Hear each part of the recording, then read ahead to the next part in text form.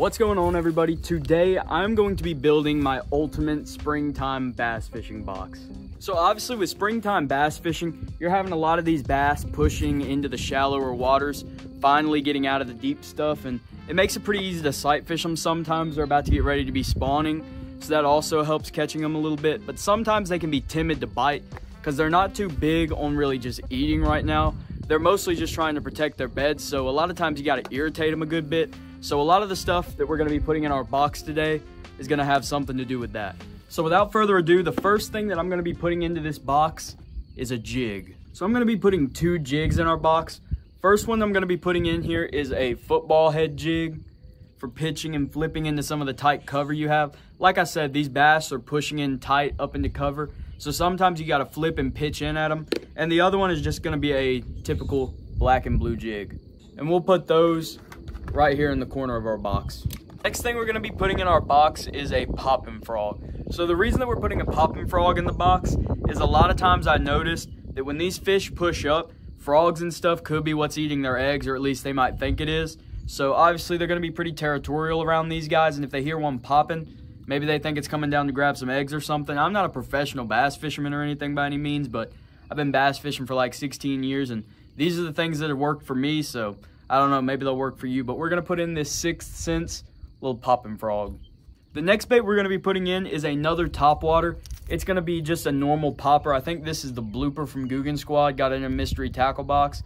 Always the popping style baits are very good, but sometimes the frog might be a little bit of a big presentation, or it just might be a little bit too clunky, and maybe you want to get in some tighter spaces, or maybe you just want to be a little bit more stealthier even though you're using a popper. I don't know, something about these poppers sometimes they work better than the popping frog. I can't really tell you the science behind that. Like I said, not a professional, but it's always something I keep in my tackle box, and it's for sure something we're going to put in this tackle box.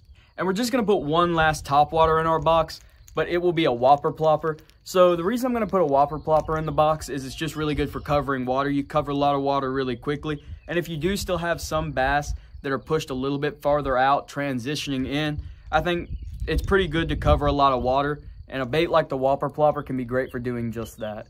For a similar effect, if you don't have a big Whopper plopper, you can also use one of these buzz baits right here. They work really similarly. They're just a little bit cheaper, but I think the action's a little bit worse, but they work just fine for that same thing, cover a bunch of water and also catch fish with a lot of vibration there, so buzz baits also work.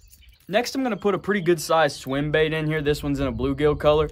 The reason I'm going to put one of these in here is, like I was saying, the bass and stuff are transitioning up, and they're worried about protecting their nests. And when they're doing that, sometimes these bluegill will come in there and eat them eggs. And when these bluegill try to do that, they have to defend. So obviously, if you have a little swim bait like this that you can put in your box, and if you see a big bedding bass and you can't get him, maybe throw one of these and you have a pretty good chance then. They just always react really good to realistic style bluegill swim baits. The next thing I'm going to be adding is a rattle trap. I don't really have a great reason for why I'm adding them. They just catch fish in pretty much every condition. It's always good to have one. I'm sure there's a scientific kind of reason for why you should have a rattle trap this time of year, but I don't really have that right now. It's just they catch fish, so always going to keep one in the box, and always a good time of year to have them right now. I find always catch a lot of fish on them, so definitely would put one of those in there. Another personal favorite bait of mine are the rooster tails or inline spinners, whatever you want to call them. They always catch fish, and a lot of multi-species too if you're not just going after bass, but all time of year, any conditions you're fishing, rooster tails or inline spinners always work perfect. So we're going to throw one of those in the box as well, and all of a sudden our box is getting pretty filled up pretty quick. And a style of bait that I've just started using kind of recently are these blade baits. They put off an insane amount of turbulence in the water and action. They've got crazy erratic action, and when those bass are starting to push up and they're defending their nests or whatever, and one of these comes through and it causes all that vibration and stuff, and they see it, they're probably going to get on a reaction strike and bite it, just for the simple fact that it's such a loud presence in their nest. Definitely a good thing to be throwing. And our next bait is something a little bit different.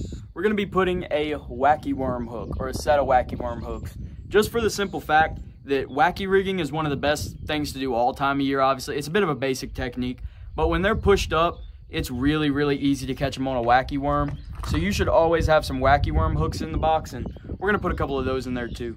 Next, we're also going to put some extra wide gap worm hooks as well.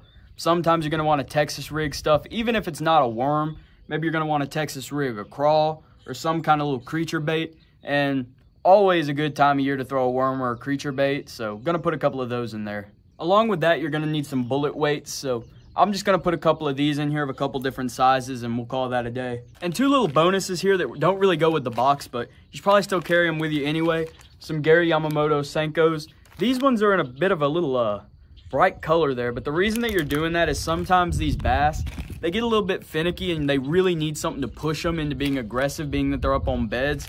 And these bright, kind of weird, odd colors can sometimes trigger that reaction strike from just getting them so angry and so riled up. So probably take a couple of these in a pretty wild color, pink, like hot pink, yellow, orange, anything like that, and that can sometimes trigger that bite.